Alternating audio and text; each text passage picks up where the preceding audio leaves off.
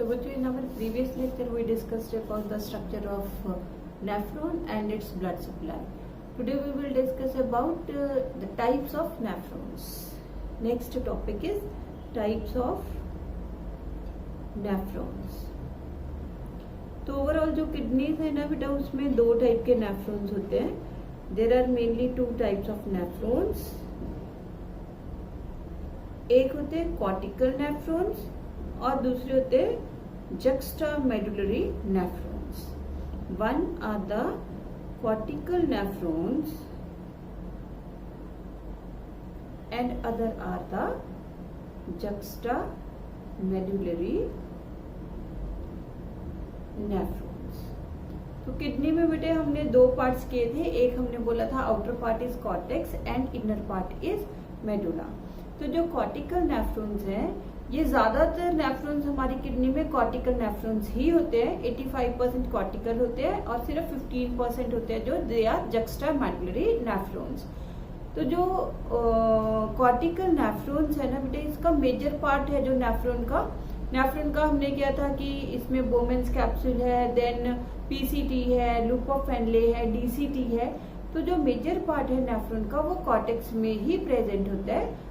और जो loop of फेनले, इसकी बहुत छोटी लूप ऑफ फेनले है जो वो प्रेजेंट होती है.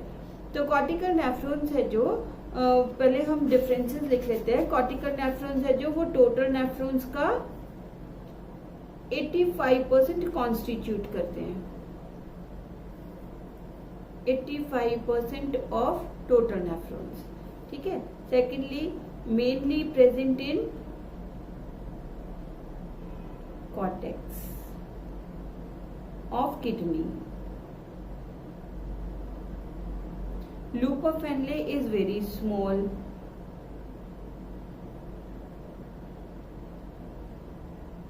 क्योंकि लूप ऑफ फेनले ही नहीं है, इसकी बहुत छोटी है.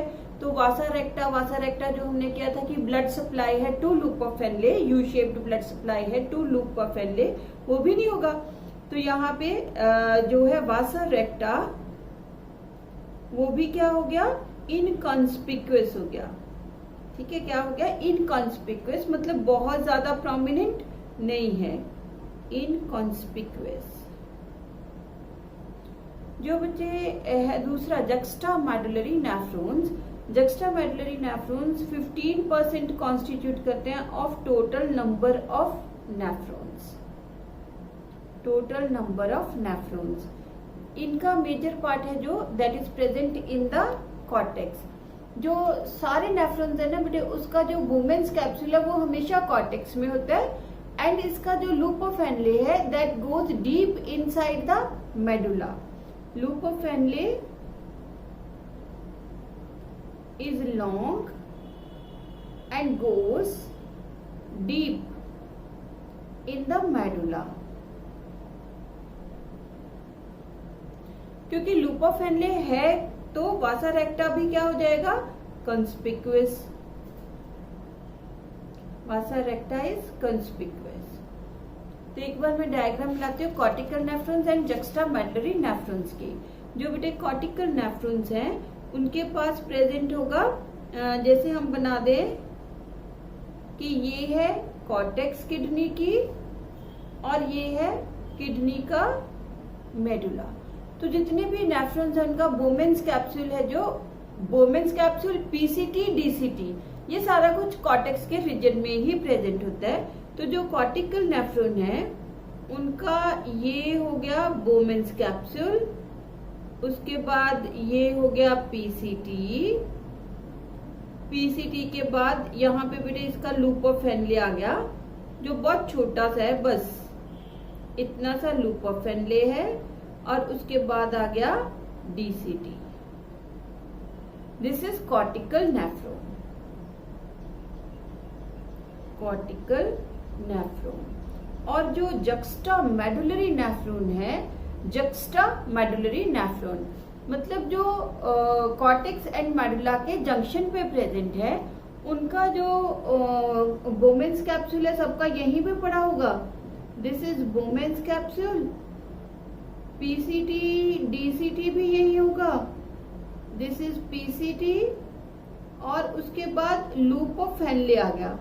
लूप ऑफ हेनले है जो ये goes deep in the medulla, और फिर ऊपर आ गया असेंडिंग लिम्ब, और फिर ये डीसीटी बन गया इन द कॉर्टिकल रीजन।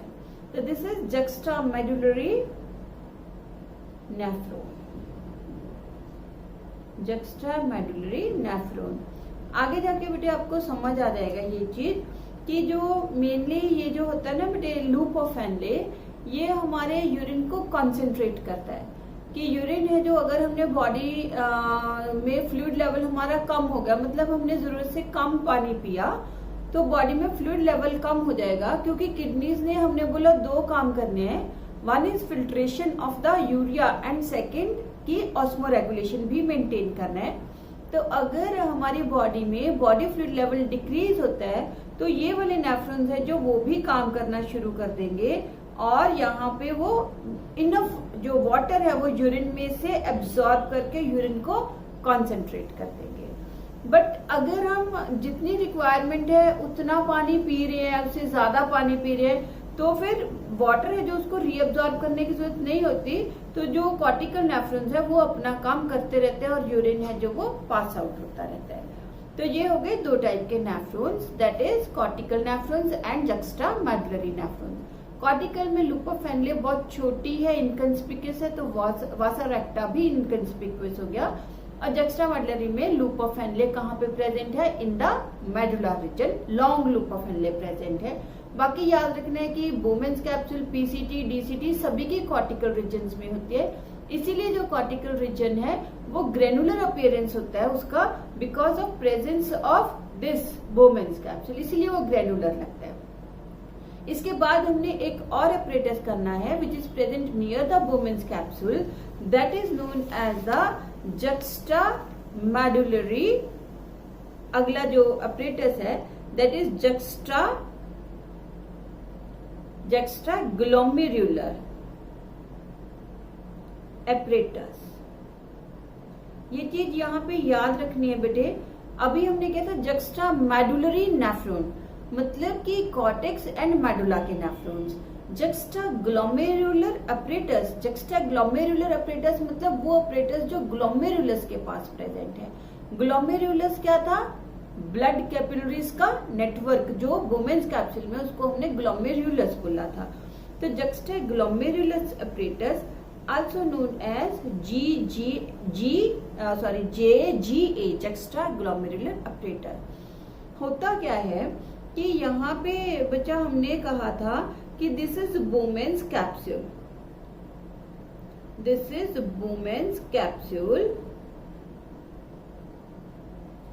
और बोमेन्स कैप्सूल में यहाँ पे एंटर कर रही है afferent arteriole, this is afferent arteriole. Arteriole है तो हमने लास्ट लेक्चर में किया था कि जो ब्लड वेसल्स हैं इनकी 3 लेयर्स होती हैं, tunica externa, tunica media and tunica interna. Tunica media हमने बोला था मस्कुलर लेयर है, तो इसमें ना बेटा जो एफिरेंट आर्टीरियोल्स की मस्कुलर लेयर है ना, सेंटर वाली, मीडियम वाली मस्कुलर लेयर है जो, उसके कुछ sales, some of the cells of muscular layer of efferent arteriole becomes thick and store। क्यों थिक हुए? क्योंकि वो स्टोर कर रहे हैं dark colored granules called renin, ये जो बेटे रेनिन है ना, 2 जगह पे रेनिन आता है, एक होता है RENNIN, ये हमें डाइजेस्टिव सिस्टम में मिलता है, ये डाइजेस्टिव एंजाइम्स होता है, ये याद रखना, बड़ी बार ये क्वेश्चन आता है। दिस इज डाइजेस्टिव एंजाइम जो प्रोटीन डाइजेस्ट करने में हमारी हेल्प करता है स्टमक में। और ये RENIN है जो वो ये सिंगल एन वाला होता है, it acts like a hormone. ये वाला जो रेनिन है डबल एन वाला, डाइजेस्टिव मतलब हमारे खाने की चीज क्या है, बड़ी। यहां से याद रख लो कि डबल एन वाला डाइजेस्टिव सिस्टम से रिलेटेड है, खाने वाली चीज हमारी बड़ी है। तो ये जो डाइजेस्टिव एंजाइम है ना बेटे, ये तो हमारी एलिमेंट्री कैनाल में सिक्रीट होता है, ये एंजाइम है। और ये हमारे जो किडनीज है, किडनीज के जो एफरेंट आर्टेरियोल्स हैं वो सिक्रीट करते हैं रेनिन। रेनिन है जो वो हार्मोन का काम करता है। और ये जो हार्मोन है ना रेनिन, ये क्या करता है, ब्लड में, पहले लिवर हम लिख लेते हैं, पहले क्या है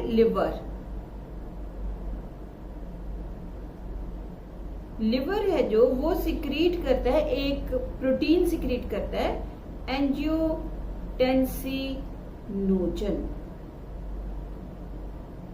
एंजियोटेंसिनोजन मतलब कि जिसने हमारी बॉडी फ्लूइड है जो उसमें टेंशन क्रिएट करती है। मतलब हमारा जो बॉडी का फ्लूइड लेवल जब भी डिक्रीज होएगा, फ्लूइड लेवल मैंने आपको बताया कि क्यों डिक्रीज होता है, जब हम जरूरत से कम पानी पीते हैं तो हमारा बॉडी फ्लूइड लेवल है जो वो डिक्रीज हो जाता है। तो लिवर है जो वो हमेशा एंजियोटेंसिनोजन सिक्रीट करता रहता है। और ये जो एंजियोटेंसिनोजन है ये रेनिन की हेल्प से कन्वर्ट हो जाता है इनटू एंजियोटेंसिन 1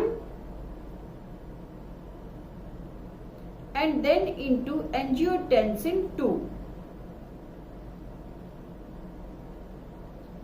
ये जो एंजियोटेंसिन 1 एंड 2 हैं, ये हम आगे जाके इसकी कहानी बताऊंगी। ये तब वर्क करते हैं बेटे जब हमारी बॉडी में फ्लूइड लेवल डिक्रीज हो गया। ठीक है, तो जब हमारी बॉडी में फ्लूइड लेवल डिक्रीज होएगा तो हमारी जो नेफ्रॉन्स है, हमारी जो किडनीज है, वो जो फिल्टर कर रहे हैं उसका रेट भी डिक्रीज हो जाएगा।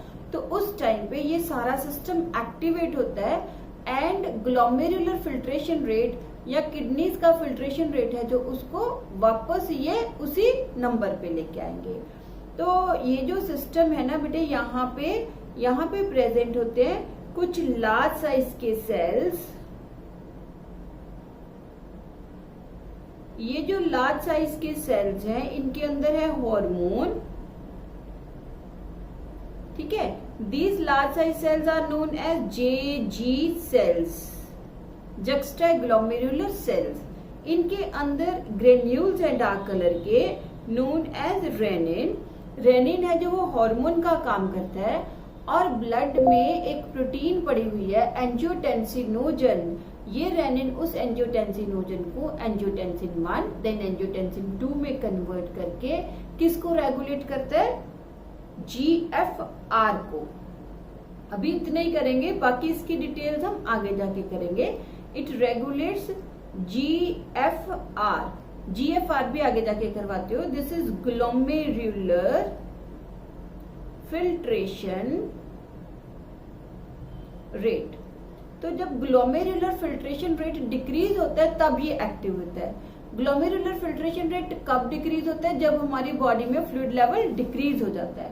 तो अब हमारे जो हमने बोला कि ये तभी काम करेंगे, ये जो JG सेल्स हैं ये तभी काम करेंगे जब क्या है, हमारी बॉडी में फ्लूइड लेवल डिक्रीज हो गया। अब इनको क्या पता चले कि बॉडी में फ्लूइड लेवल डिक्रीज हो गया। तो यहाँ पे ना बेटे क्या होता है कि यहाँ पे पड़े होते हैं PCT के, DCT।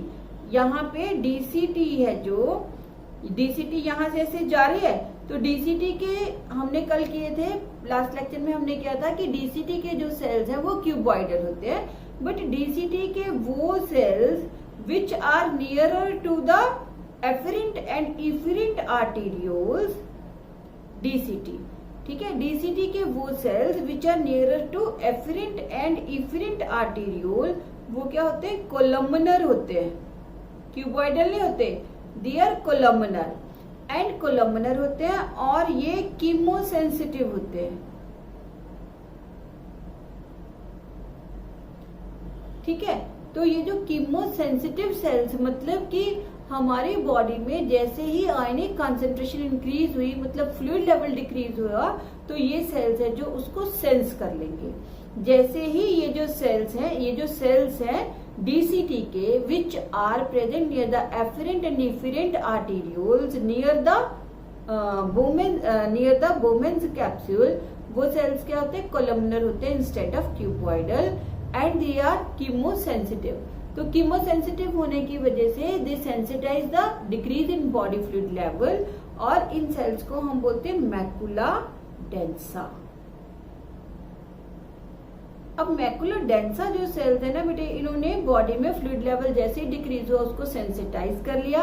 जैसे ये सेंसिटिव हुए, इन्होंने इसको स्टिमुलेट कर दिया, और ये जेजी सेल जब स्टिमुलेट हो गए तो इन्होंने रेनिन सिक्रीट कर देना है। रेनिन ने वो सारा काम करना है, एंजियोटेंसिनोजन एंजियोटेंसिन 1-2 में कन्वर्ट करके इन्होंने GFR को मेंटेन करना है। तो GFR, क्योंकि ये ना बेटे एंजियोटेंसिन है जो, दिस इज वासो कंस्ट्रिक्टर होती है, तो आगे जाके मैं समझाऊंगी आपको ये सारा। अभी यहाँ पे इतना ही लिख लो कि ये वासो कंस्ट्रिक्टर है और ये GFR को रेगुलेट करती है। तो दूसरी जो जक्स्टाग्लोमेरुलर अपरेटस है जो, इसमें एक और जो अपरेटस प्रेजेंट है, कॉम्प्लेक्स प्रेजेंट है, that is known as a macula densa. Macula densa, macula densa क्या है? These are the columnar cells of DCT which lies nearer to efferent and efferent arteriole. Efferent arteriole. They are chemosensitive cells. They are chemosensitive cells and can sense decrease in body fluid level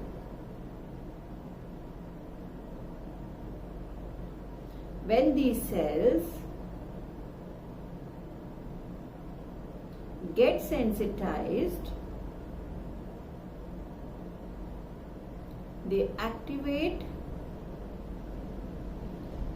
juxtaglomerular cells to release renin and maintain GFR। ठीक है, ये दोनों cells, that is JG cells and macula densa cells, collectively known as juxtaglomerular apparatus। ठीक है बच्चे, ये याद रहेगा ना, GGA, juxtaglomerular apparatus बन गया ये। तो ये हो गया अबाउट द, हमने किया अब तक क्या कर लिया हमने, टाइप्स ऑफ नेफ्रॉन्स, दो टाइप के, एक के कॉर्टिकल, दूसरे के जक्स्टामेडुलरी नेफ्रॉन्स। दूसरा पार्ट हमने किया जक्स्टाग्लोमेरुलर अपरेटस। जक्स्टाग्लोमेरुलर अपरेटस के दो कंपोनेंट्स हैं, एक है जक्स्टाग्लोमेरुलर सेल्स और दूसरे हैं मैकुला डेंसा सेल्स। दोनों को कलेक्टिवली हमने बोला जक्स्टाग्लोमेरुलर अपरेटस। मैकुला डेंसा है जो वो सेंसिटाइज करते हैं decrease in body fluid level, और फिर ये एक्टिवेट करते हैं जेजी सेल्स को to release renin, and renin है जो ब्लड में एंजियोटेंसिनोजन को इनएक्टिव करके एंजियोटेंसिन को एक्टिव करता है, कन्वर्ट करता है एंजियोटेंसिनोजन को इनटू एंजियोटेंसिन, और वो एंजियोटेंसिन वासोकंस्ट्रिक्टर है, and GFR glomerular filtration rate को वो क्या करेगा, मेंटेन करेगा। तो इसके बारे में हम आगे जाके करेंगे जब हमने करना है कि किडनीज है जो उनका फंक्शन कैसे रेगुलेट होता है। अभी सिर्फ आपको याद करना है कि जक्स्टाग्लोमेरुलर अपरेटस है क्या चीज। नेक्स्ट हमने करना है कि यूरिन जब फॉर्मेशन हम शुरू करेंगे तो उसमें सबसे पहले हम करेंगे कि जो ब्लड है, हमने लास्ट लेक्चर्स में किया कि ब्लड के अंदर ही एक्सक्रीटरी वेस्ट है, ये जो एक्सक्रीटरी वेस्ट है that is formed in the liver and then liver ने ब्लड को दे दिया, ब्लड उस एक्सक्रीटरी वेस्ट को लेके किडनीज के पास आया, जहां पे उसने एक्सक्रीटरी वेस्ट को क्या करना है, फिल्टर करना है। तो किडनीज का मेन काम क्या है, किसी चीज को किडनीज का मेन काम है ब्लड को फिल्टर करना और फिल्टर करके उसमें से एक्सक्रीटरी वेस्ट को निकाल लेना। तो ये जो बेटे फिल्ट्रेशन है ना, ये एक प्रेशर पे होती है। तो सबसे पहले हम वो बेसिक चीजें वो डिस्कस करेंगे, उसके बाद हम डिस्कस करेंगे यूरिन फॉर्मेशन। तो नेक्स्ट है जो वो हमने करना है प्रेशर्स इन रीनल सर्कुलेशन, प्रेशर्स इन रीनल सर्कुलेशंस। तो रीनल जो फिल्ट्रेशन होनी है किडनीज पे वो एट अ प्रेशर होती है। तो वो प्रेशर कौन कौन सा है जिसकी वजह से किडनीज में नेफ्रॉन्स है जो बोमेन्स कैप्सूल के ऊपर, वहां पे फिल्ट्रेशन होगी। तो सबसे पहले जो बेटे प्रेशर है एफरेंट आर्टेरियोल्स में,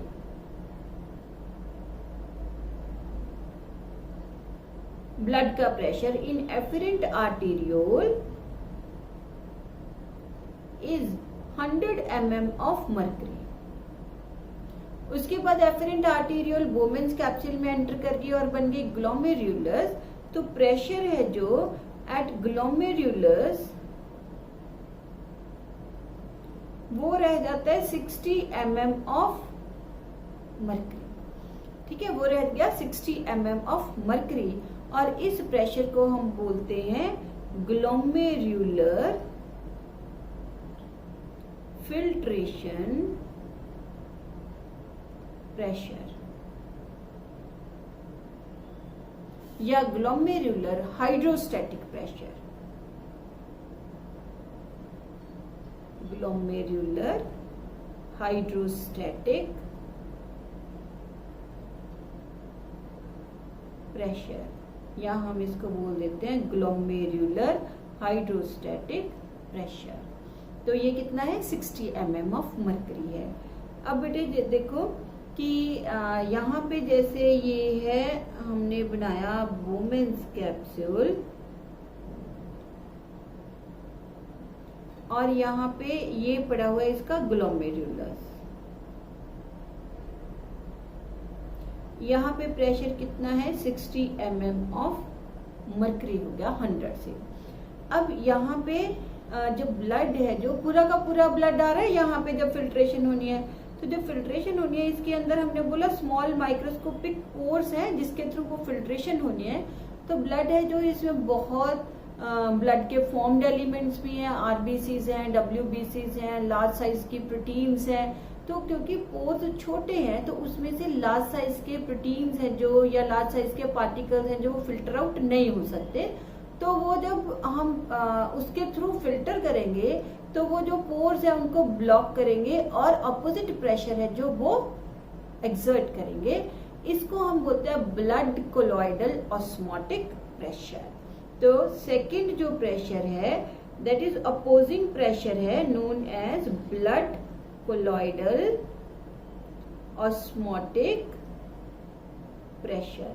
किसकी वजह से है कि ब्लड में जो लार्ज साइज के कंपोनेंट्स है, लार्ज साइज की प्रोटीन्स हैं, वो फिल्ट्रेशन को अपोज करेंगे। उसको हम अपोजिंग प्रेशर को क्या बोल रहे हैं, blood colloidal osmotic pressure, that is BCOP। तो this is exerted by large sized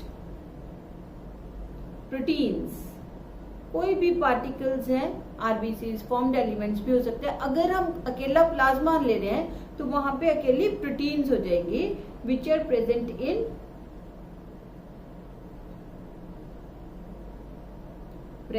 in blood. They exert an opposing pressure, they exert an opposing pressure which is 32 mm of mercury। ठीक है, एक मैं सीधी सिंपल सी example देती हूँ बेटे। जब हम चाय की छन्नी में चाय छानते हैं अगर उस चाय में देखो, अब हमने चाय बनाई, चाय में हमने लौंग इलायची थोड़ा मोटा करके डाल दिया, देन चाय की पत्ती डाल दी, तो जब हम उसको छन्नी में से फिल्टर करते हैं तो वो जो पत्ती है वो फिल्ट्रेशन प्रेशर को क्या कर देती है, फिल्ट्रेशन के रेट को क्या करती है, डिक्रीज करती है। तो वो जो पत्ती है, वो जो इलायची के दाने हैं, वो जो इलायची के छिलके हैं, वो क्या है, प्लाज्मा के लार्ज साइज के प्रोटीन्स हैं जिन्होंने फिल्ट्रेशन को क्या किया है, अपोज किया। अब समझ आ गया ना कि ब्लड कोलॉइडल ऑस्मोटिक प्रेशर किसकी वजह से है, प्लाज्मा में जो लार्ज साइज के प्रोटीन्स हैं, चाय में जो पत्ती है, जो इलायची के छिलके हैं, वो फिल्ट्रेशन को क्या कर रहे हैं, अपोज कर रहे हैं। थर्ड जो प्रेशर है, थर्ड प्रेशर है जो, that is capsular hydrostatic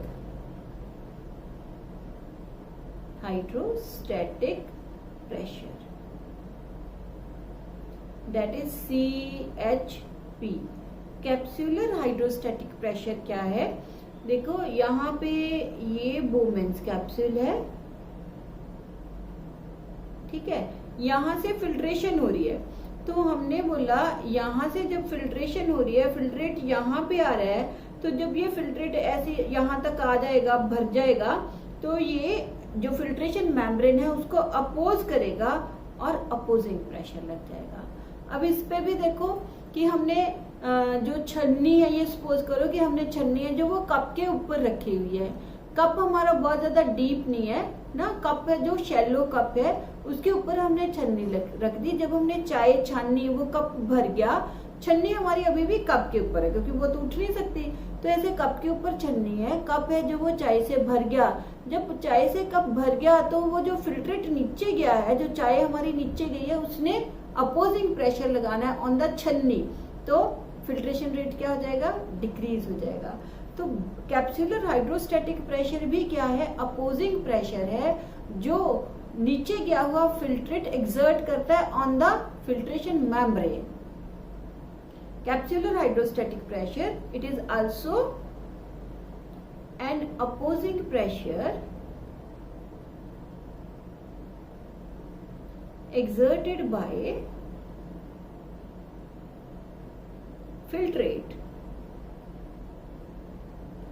on the filtration membrane, on the filtration membrane. It is 18 mm of mercury। तो इसमें बेटे एक प्रेशर जो हमने शुरू में किया था, ग्लोमेरुलर जो फिल्ट्रेशन प्रेशर है, ग्लोमेरुलर फिल्ट्रेशन प्रेशर है जो, या ग्लोमेरुलर हाइड्रोस्टैटिक प्रेशर है जो, वो फिल्ट्रेशन करने में हेल्प करता है, और दो प्रेशर है जो उसको अपोज करते हैं। तो अगर फिल्ट्रेशन प्रेशर ज्यादा होगा तभी फिल्ट्रेशन होएगी ना, अगर अपोजिंग प्रेशर ज्यादा हो गया तो फिल्ट्रेशन नहीं हो पाएगी। तो हमारे पास 60 mm ऑफ मर्करी क्या है, फिल्ट्रेशन को फेवर करने वाला प्रेशर है। 32 + 18 क्या है, फिल्ट्रेशन को अपोज करने वाले प्रेशर है। 32 + 18 कितना हो गया, 50, मतलब 50 mm of mercury opposing pressure लग रहा है और 60 mm of mercury filtration pressure लग रहा है। तो टोटल जो इफेक्टिव प्रेशर हुआ वो 10 mm ऑफ मर्करी हो गया। तो 10 mm ऑफ मर्करी भी काफी ज्यादा प्रेशर होता है, जिसकी वजह से किडनीज है जो वो ब्लड को फिल्टर करती है। कैसे फिल्टर करते हैं वो हम आगे जाके करते हैं। तो इसलिए हम अब क्या निकालेंगे, effective filtration pressure. Next is effective filtration pressure. Effective filtration pressure हो गया EFP। So this is the pressure at which filtration occur. This is the pressure at which filtration occurs. So EFP is equal to glomerular hydrostatic pressure minus, एक था blood colloidal osmotic pressure plus capsular hydrostatic pressure. ये था 60 mm of mercury, ये था 32 mm of mercury, ये था 18 mm of mercury. 60 minus 50 is equal to 10 mm of mercury. तो effective filtration pressure कितना हुआ? 10 mm ऑफ मरकरी। क्लियर? ठीक है। तो जो प्रेशर है जो which is present in the afferent arteriole, उसको हमने बोला ग्लोमेरुलर हाइड्रोस्टैटिक प्रेशर। जो प्रेशर है जो अपोज हुआ due to presence of largest proteins in the blood plasma, उसको हमने बोला ब्लड कोलॉइडल ऑस्मोटिक प्रेशर। और जो अपोजिंग प्रेशर फिल्ट्रेट ने लगाया upon the membrane, that is known as the capsular hydrostatic pressure. तो इफेक्टिव फिल्ट्रेशन प्रेशर हो गया अपोजिंग प्रेशर्स को माइनस करके, जितना प्रेशर फिल्ट्रेशन को प्रमोट करता है उसमें से माइनस कर देंगे, तो हमारे पास आ गया 10 mm ऑफ मरकरी। तो इफेक्टिव फिल्ट्रेशन प्रेशर हो गया 10 mm ऑफ मरकरी। नेक्स्ट हमने करना है glomerular filtration rate. Glomerular filtration rate जो मैंने अभी ऊपर बताया था आपको, दैट इज GFR। क्या होगा ग्लोमेरुलर फिल्ट्रेशन रेट? कि जो किडनीज है पर मिनट किडनीज कितना फिल्ट्रेट बनाते हैं उसको हम बोलेंगे glomerular filtration rate. This is the formation of glomerular filtrate पर minute by the kidneys. Formation of glomerular filtrate by kidneys per minute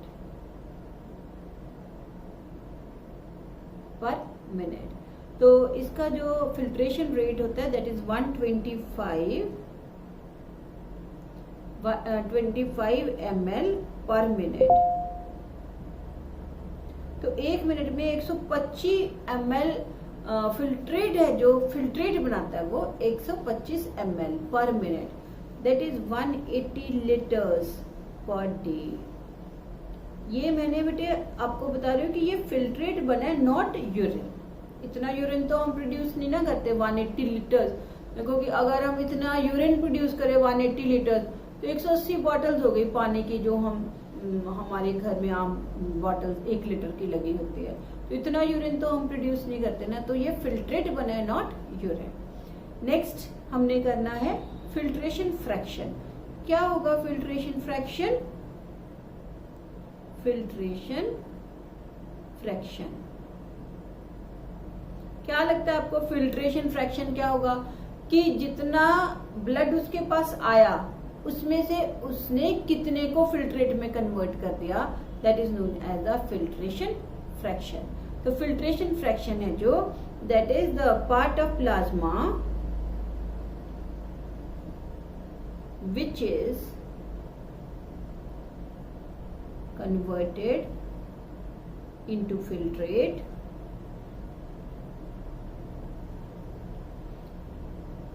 पर किडनी एंड पर मिनट। ठीक है। तो इसमें कितना आया ना और कितना उसने बनाया, दैट इज फिल्ट्रेशन फ्रैक्शन कितना है, और उसके पास रीनल प्लाज्मा फ्लो कितना हुआ। तो filtration fraction is equal to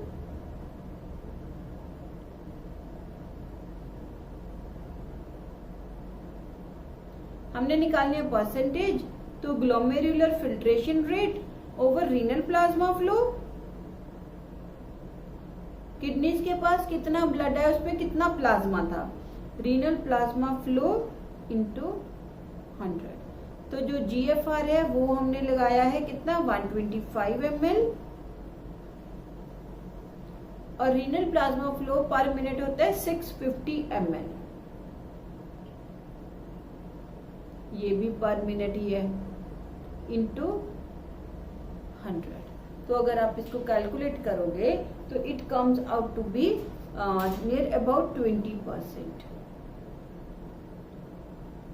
near about 20%। मतलब कि जो प्लाज्मा आया 650 ml आया, उसका 125 ml उसने फिल्ट्रेट में कन्वर्ट कर दिया, तो रीनल प्लाज्मा का नियर अबाउट 20% है जो वो उसने कन्वर्ट किया इनटू फिल्ट्रेट।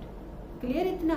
तो अब बेटे अगर हमने बोला कि जो है 20% पर मिनट हो गया,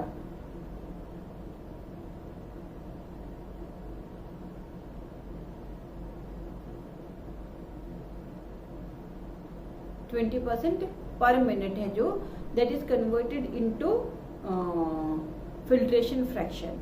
ठीक है, फिल्ट्रेशन फ्रैक्शन हो गया।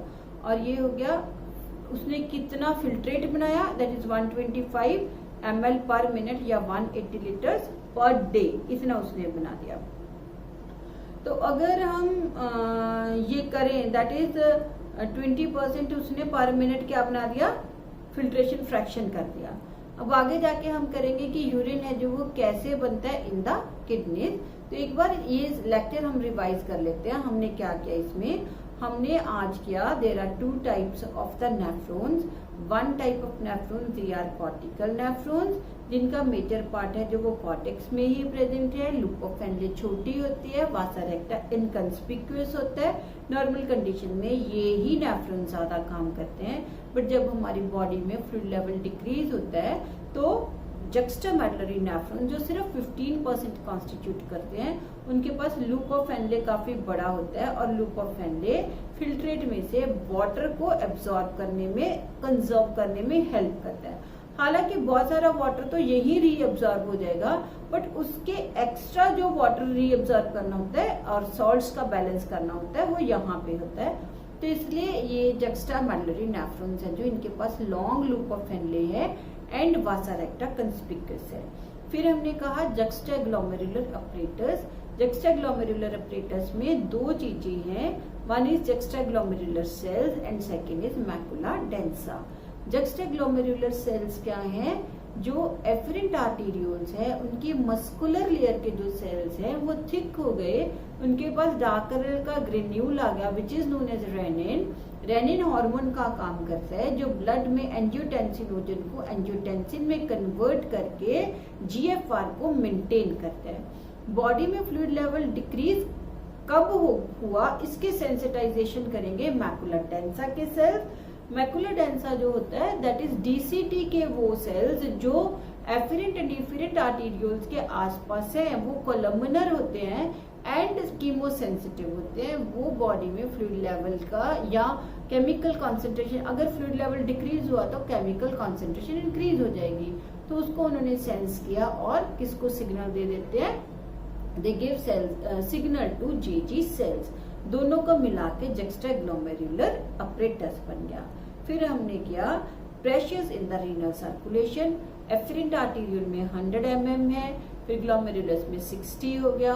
फिर मैंने बताया कि जैसे हम चाय छानते हैं तो उसकी चाय पत्ती है जो फिल्ट्रेशन को अपोज करती है, तो उसको हमने बोला blood colloidal osmotic pressure. Blood के प्लाज्मा में जो लार्ज साइज की प्रोटीन्स है वो फिल्ट्रेशन को अपोज करती है, तो वो कोलॉइडल हो गया। देन कैप्सुलर फिल्ट्रेट जो नीचे आया वो अपोजिंग प्रेशर है जो वो एक्सर्ट करेगा, और फिर ये हो गया हमने इफेक्टिव फिल्ट्रेशन प्रेशर निकाल दिया। फिर हमने फिल्ट्रेशन फ्रैक्शन निकाला एंड एक और चीज सुनो, जहाँ पे फिल्ट्रेशन होनी है उनको हम बोलेंगे फिल्ट्रेशन मेम्ब्रेन्स। ये भी करवाई देती हूँ मैं, फिल्ट्रेशन मेम्ब्रेन। तो फिल्ट्रेशन मेम्ब्रेन में क्या कुछ आ गया देखो, जैसे हमने एक्सचेंज ऑफ गैसेस में किया था कि गैसेस कहाँ पे, रेस्पिरेटरी मेम्ब्रेन्स कौन से हैं, ऐसे ही फिल्ट्रेशन मेम्ब्रेन्स होंगी। ये हो गया बोमेन्स कैप्सूल, और यहाँ पे हो गया ब्लड वेसल्स की एंडोथीलियम।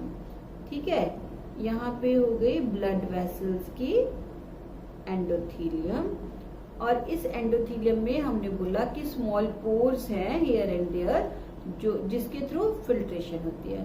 अब ये एंडोथीलियम है तो इसकी बेसमेंट मेम्ब्रेन भी होगी, ये इसकी बेसमेंट मेम्ब्रेन हो गई। उधर हमने बोला था कि जो इनर वॉल है इसकी, उसके पास प्रेजेंट होते हैं पोडोसाइट्स, और पोडोसाइट्स में होते हैं फिल्ट्रेशन। जो पोडोसाइट्स है वो काफी कॉम्प्लिकेटेड मैनर में, इंट्रिकेटेड मैनर में यहाँ पे अरेंज होते हैं, और उनके बीच में क्या होते हैं, स्लिट्स होते हैं, स्पेसेस होते हैं, जिनको हमने बोला था फिल्ट्रेशन स्लिट्स। तो यहाँ पे बेटे जो फिल्ट्रेशन है वो यहाँ पे ब्लड है, यहाँ से यहाँ तक फिल्ट्रेट होना है। तो फिल्ट्रेशन मेम्ब्रेन्स कौन कौन सी बन गई, एक तो हो गई एंडोथीलियम ऑफ ग्लोमेरुलस, दूसरी हो गई उसकी बेसमेंट मेम्ब्रेन,